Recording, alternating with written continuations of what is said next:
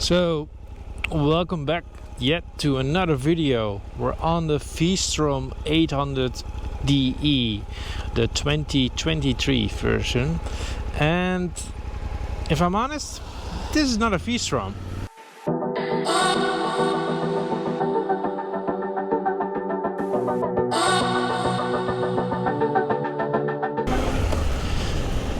So, welcome to this video. These are my first impressions on this Suzuki V-Strom 800DE, and I've been riding this for a couple of hours now and I'm absolutely enjoying it.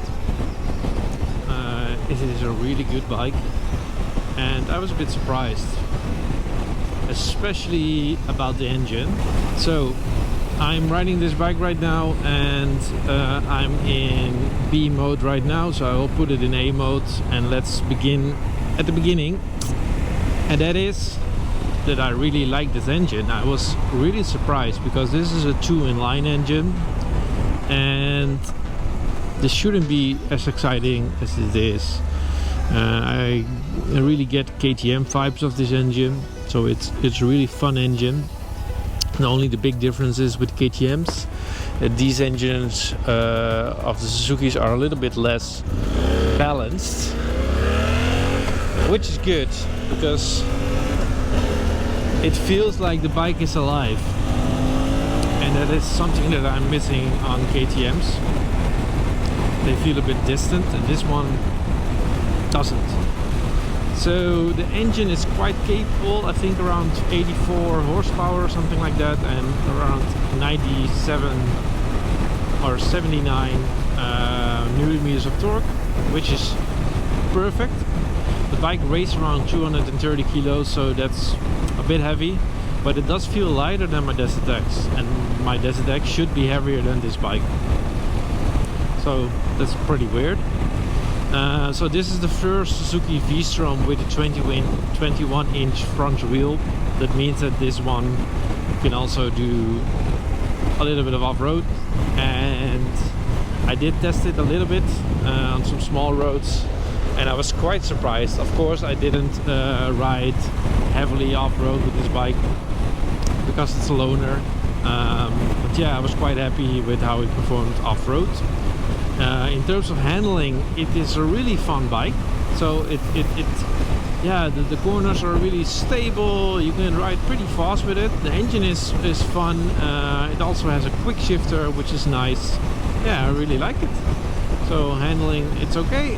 The brakes are from Nissan, and those are standard brakes, but they work fine. But I have to be honest, in the 2023, every bike I've tested until now has good brakes. So this Suzuki also. Wind protection is okay. I am 186 centimeters or 1.86 meters, and I don't have any buffeting, only a little bit of wind noise, but it's comfortable. In terms of tech, I do miss a few things. I'm really missing the cruise control, which is weird because this bike is really a adventure touring bike, so you can really put it in between a G7 and a Desert X, for example. So it's pretty cheap. It's relatively light, but this has a really comfortable seat, but it doesn't have cruise control, which is weird. Yeah, and also in terms of tech, they have a really good TFT, which is perfectly readable, which is nice. Quick shifter, riding modes, ABS, traction control, gear indicator, fuel indicator, all that sort of stuff. So quite complete package. The only thing I'm missing is a cruise control, and I wonder if there's any aftermarket options for this, because yeah, this bike should have that. It has LED in the front and LED at the rear, which is good. The design, yeah, you can judge for yourself because it's very subjective. I like it. It reminds me of the DR800 bikes of a long time ago, and yeah, it has the same vibe, which I like. So 80s vibe. I do like the gold forks, although the gold wheels look a bit cheap in my mind, but yeah. Build quality overall is just fine, pretty good. It's a Suzuki and I'm not used to high-end build quality except for maybe the Hayabusa or something like that, but this one is just, yeah, good. No complaints there. It does feel, the buttons feel okay, they have a really tactile feel, but they do seem a little bit cheap.